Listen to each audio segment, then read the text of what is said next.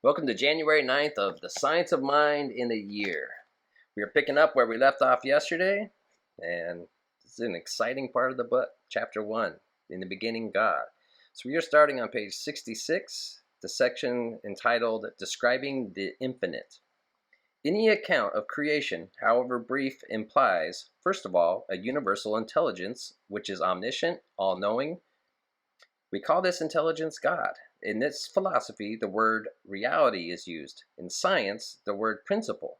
The reality of philosophy, the principle of science, and the God of religion all have much the same meaning, the nature of the universe in which we live.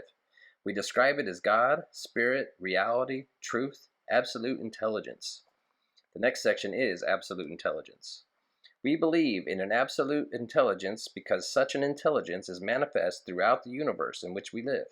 Wherever we look, we see it at work, whether it be the intelligence in the atom or the convolutions of thought operating through the brain of a Socrates or an Einstein. Consequently, we state our first principle as an absolute intelligence. It is impossible for thought, whether it be philosophic, scientific, or religious, and these are the founts from which we gather knowledge, to deny such intelligence. We believe in an absolute intelligence and an absolute consciousness.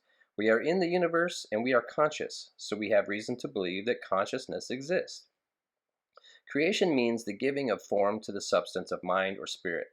Spirit being all and only, there is nothing for it to change into but itself. Therefore, it is the changeless within which much must take place all.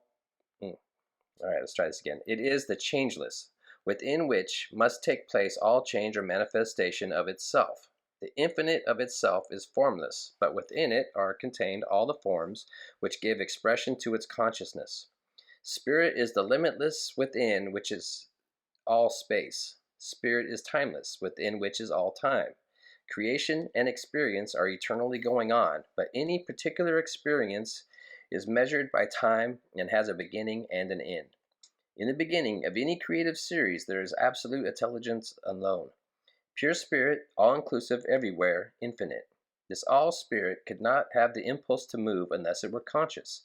Therefore, spirit is the power that knows itself. The account of creation, which says, "In the beginning, God created the heavens and the earth," does not refer to a time when there was no creation, but rather to the process of an eternal creation, which is a continual manifestation of spirit.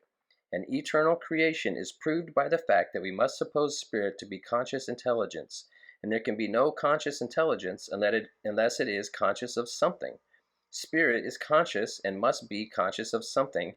Therefore, it must always create. What a glorious concept is such an idea of an eternal creative principle.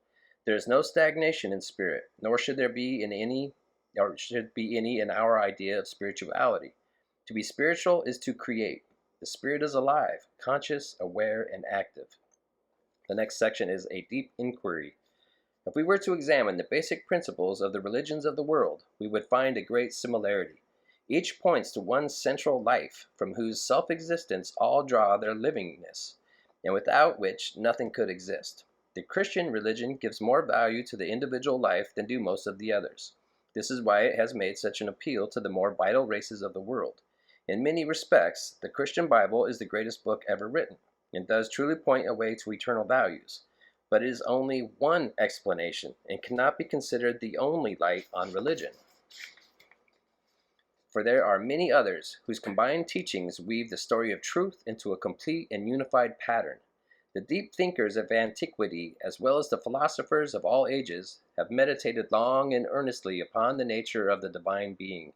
Knowing that there could be but one ultimate reality back of all things, they have pondered deeply as to the nature of that reality, and it is significant that most of the great thinkers have arrived at similar conclusions. So that's it for today. I have a feeling it's going to pick up there tomorrow. So let's tune in tomorrow and find out. Thanks. Have a wonderful day.